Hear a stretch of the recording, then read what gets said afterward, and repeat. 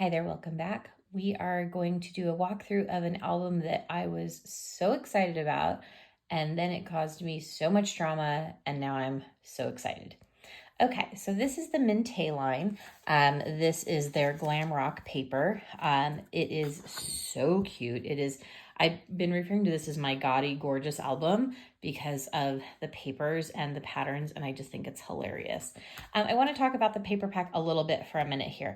If you haven't done Mintay or done this pack, the papers are gorgeous. On the back here, you have this fun little cut apart sheet. This is something that I don't love. I love these images, but I do not love the idea that I have to fussy cut. I am checking into the scan and cut machine, but I have not yet purchased one or played with one, but I definitely want to. I definitely avoided doing the fussy cutting. The cut apart pages, however, I did use, for some reason I bought several of these. I only cut one apart and I use the cut aparts kind of throughout. You could certainly fussy cut smaller. I didn't. Here's another one of those cut apart pages that it just came with. Apparently I bought 2 packs of this paper. I also bought this. This is their chipboard stickers. I definitely felt like I had to add glue to these to get them to really kind of stay in place. And you can see I use some of them in the book, so you'll see that. Okay, let's check her out. This gorgeous, beautiful thing. I love it. Okay, so this is the book. I usually have my measurements, but I don't know where they are. This measures 8 by 8. So that was my measurements, which is going to put our pages at 7 3/4 and 7 3/4. Okay, let's talk about the cover. First of all, I had a ball with it. I did layering upon layering. This is one of those cut aparts. This ribbon, I just love. It's ribbon with bling. I could have gone a little straighter there, but oh well. This ribbon right here is actually really cool. Let me show you that. It's kind of this gold mesh, and it's very thick. It's very wide.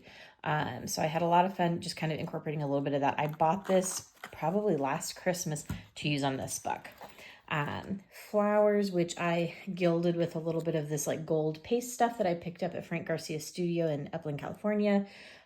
Layered a bunch of the papers, ribbons, little, I think that's a Tim Holtz, and I just put a ribbon on it with a flower. The spine, I made a dangle, and we'll talk about why this dangle caused me some grief a little bit later. But here's my cute little dangle that I made for the album. I thought it was just kind of fun. I went with the leopard print on the back with some ribbon and just did a couple of papers on the back. All right, so let's walk through this beauty. Go a little bigger. Okay.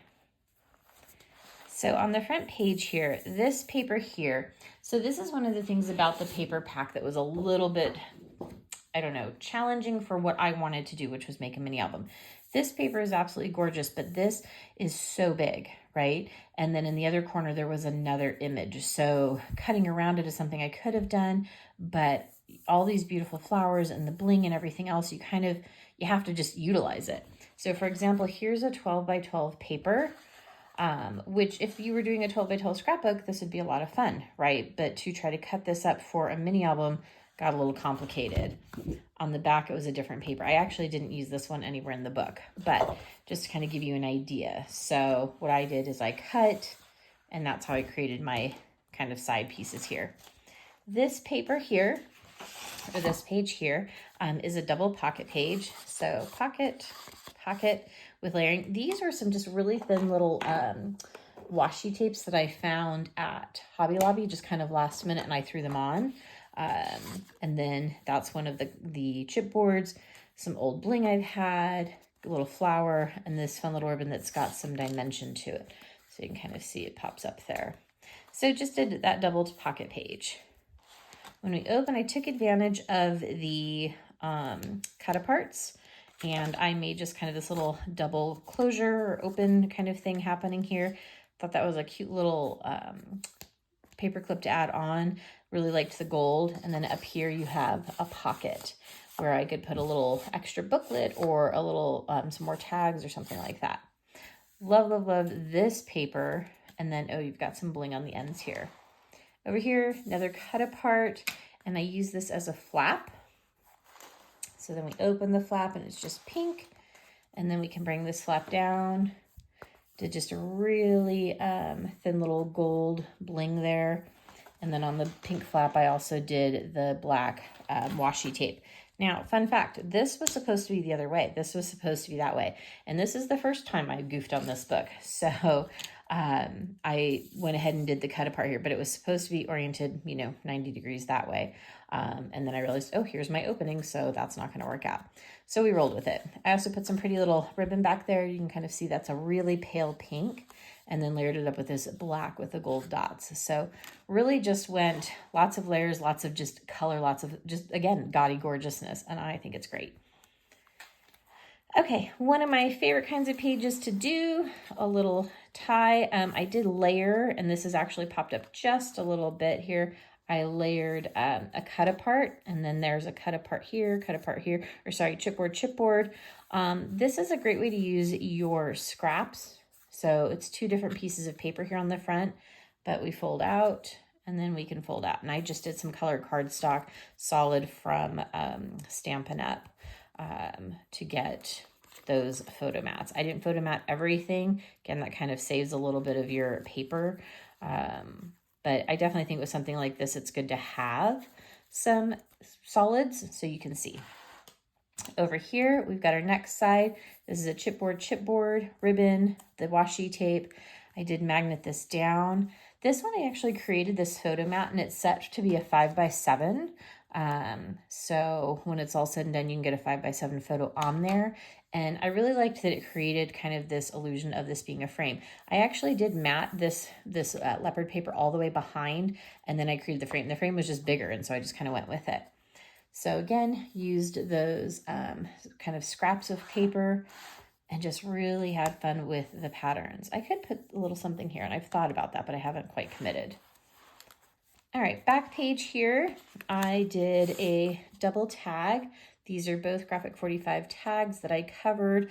This one I fully covered, this one I just partially covered. I just grabbed a scrap, I rounded the corners, and I popped that big chipboard. Bling, and then a couple different ribbons. I'm loving doing this with ribbons where you do a couple different colors or textures and sizes, and then I just tied it with this really pretty little gold kind of twine that I think was Stampin' Up! This pocket here, again, nice big pocket. This ribbon is very delicate, and if it was me, I would want to know. So I used fabric tack, and I did a really thin line here.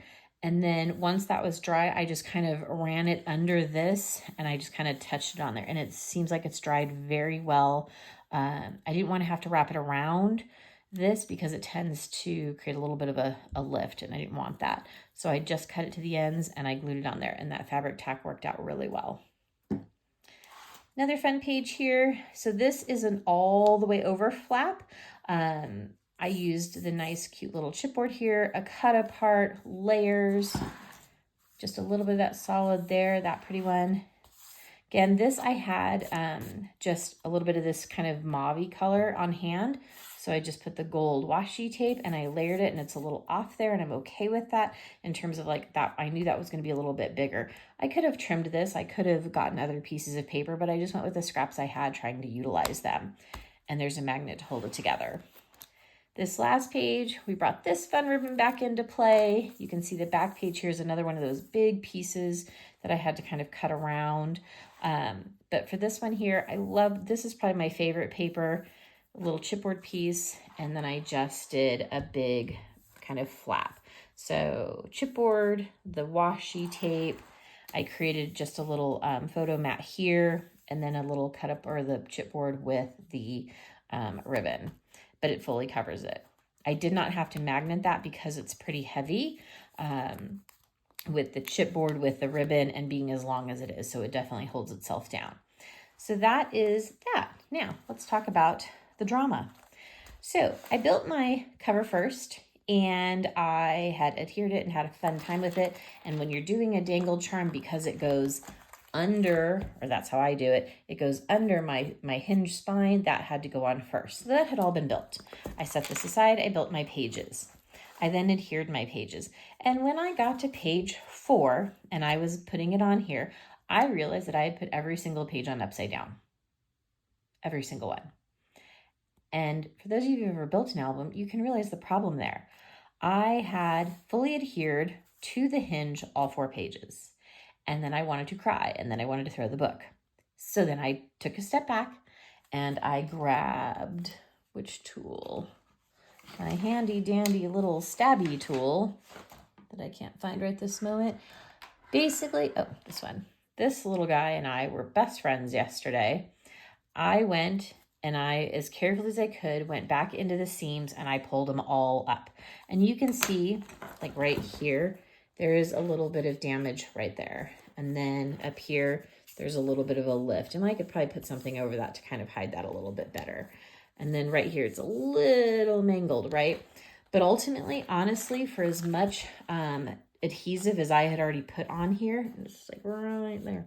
For as much adhesive as I had already put on here, I am shocked at how well they came up. I then did reinforce a couple. So right here on the insides, I taped like a dark or a black kind of thin strip on some of these because I had definitely ripped up some layers of the paper, and then I reattached them. It was a humbling mistake. It was a frustrating mistake. Oops, a little dangle. And it definitely reminded me that construction sort of motto of measure twice, cut once. Make sure your orientation is correct. Again, I did it on a page first. This page I did incorrectly, so you think I would have been paying better attention. Happens to the best of us. So ultimately, I'm still really excited about the outcome of the book. I think it's just gorgeously gaudy. I love it. I have no idea what I'm going to do with it. For now, it'll go back up on the shelf. But this is definitely my last project of 2024. I hope you guys all have a great new year, and we'll see what 2025 is going to bring us on the channel. Thanks so much for watching.